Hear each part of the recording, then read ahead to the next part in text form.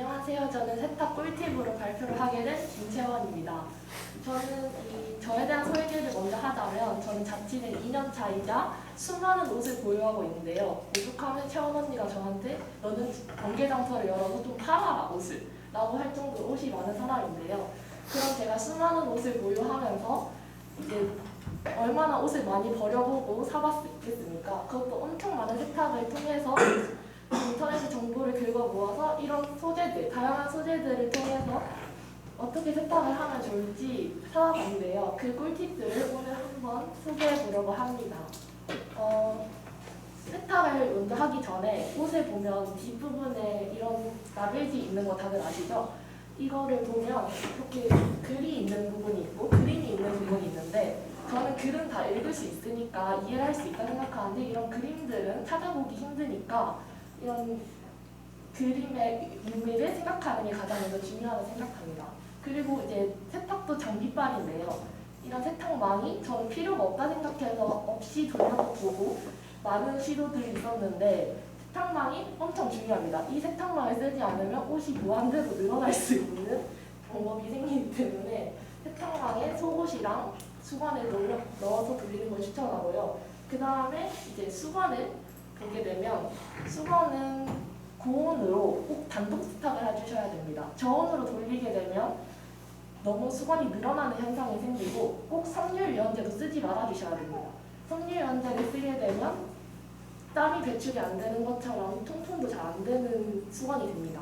그 다음에 이런 니트류는 울 세탁을 하셔야 됩니다. 울 세탁을 해야지 니트가 늘어나지 않고 꼭 니트를 돌릴 때는 또 저온으로 세탁을 해주셔야 되는데요. 세탁에 보면 이런 울 버튼이 있으시 이런 울로 맞추고 해주셔야 됩니다. 그 다음은 청바지인데요. 청바지는 보통 4번에서 5번 입었을 때 빨래를 하는 게 가장 좋다고 합니다. 세탁을 할 때 생지 데님을 특히 조심하셔야 되는데요. 생지 데님은 이제 물이 너무 많이 빠지기 때문에 처음 입을 때는 꼭 단독 세탁으로 먼저 하고 입어주셔야 됩니다. 그 다음에 흰옷 얼룩 제거입니다. 흰옷 얼룩 제거 가장 많이 나타나는 문제인데요. 전 총 2가지 방법을 추천드립니다. 음식물이 묻었을 때는 꼭 햇빛에 말리셔야 되고요. 음식물이 아닐 경우에는 과탄산소다에 넣어서 한 30분 정도 있으면 그걸 다시 세탁기에 넣으면 깨끗해질 수 있습니다. 여기 보면 제니가 트레이닝복을 입고 있는데요. 트레이닝복은 기능성 소재라서 섬유유연제를 쓰시면 안 됩니다. 섬유유연제를 쓰실 경우에는 아까 말했듯이 통풍이 잘 안 되는 이슈가 생기고 땀이 배출이 되어야 되는 옷이 땀이 배출이 되지 않는 현상이 생길 수 있습니다. 그 다음에는 이렇게 세탁을 하실 경우에 널는 것도 잘 하셔야 되는데요. 엔간하면 다 자연 건조가 가장 좋다고 합니다. 자연 건조를 해야지 이 옷이 핏이 망가지지 않고 그대로의 상태를 유지하면서 가실 수 있는데요. 햇빛이 날려주는 것이 가장 모든 세탁에 중요하다 생각합니다. 그 다음에 이제 신발로 주제를 넘어가자면요. 모든 신발을 빠질 때 손빨래를 하셔야 된다 생각하는데 그게 아니라 세탁기에 넣으셔도 충분합니다.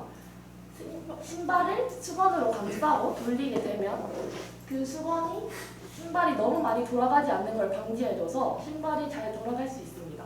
그 다음에 흰 신발인 경우는 과탄산소다랑 베이킹소다랑 물을 1:2:1 비율을 넣어서 섞어서 물에 담그신 다음에 다시 세탁기에 넣게 되면 이렇게 흰 빨래로 흰 신발이 탄생할 수 있습니다. 다시. 그리고 나서 저희 이제 곧 장마도 올 텐데요. 장마에 신발 젖은 경험 다들 있으시죠? 이 신발을 말리기 위해서 드라이기나 그런 많은 시도들을 하시는데 드라이기가 아니라 안에 신문지를 넣고 말리게 되면 신문지가 물을 흡수해서 오히려 더 좋은 방법으로 말릴 수 있게 됩니다. 저희가 이렇게 신발이나 옷을 말리는 경우에서 옷을 펴야 되는 옷들이 생기지 않습니까? 그런 방법에 이렇게 다림질 말고도 본인의 화장실에서 뜨거운 물을 틀어놓고 걸어두게 되면 알아서 펴지는 그런 꿀팁들도 있습니다.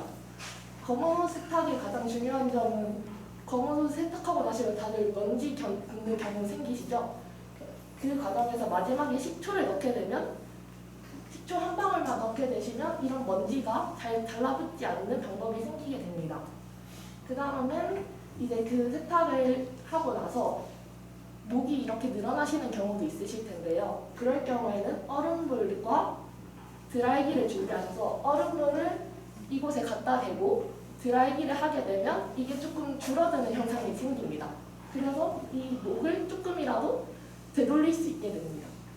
그 다음에 이렇게 그 후드티에 끈이 있는 경우가 있을 텐데요. 이 끈이 잘 빠지게 되는데 그 과정에서 이렇게 클립을 연결해서 그거를 당겨서 넣게 되면 좀 쉽게 후드티의 끈을 원상복귀할 수 있습니다. 그 클립이 아니어도 실로도 가능합니다. 그 다음에 이렇게 옷이 보면 주름이 생기는 경우가 있어요. 이렇게 프린트에. 이 경우에는 프린트에 주름이 생기지 않기 위해서는 옷을 반대로 뒤집어서 세탁을 하게 되면 프린팅이 좀 덜 이렇게 갈라지게 됩니다. 많은 시도들을 해서 얻게 된 방법들입니다.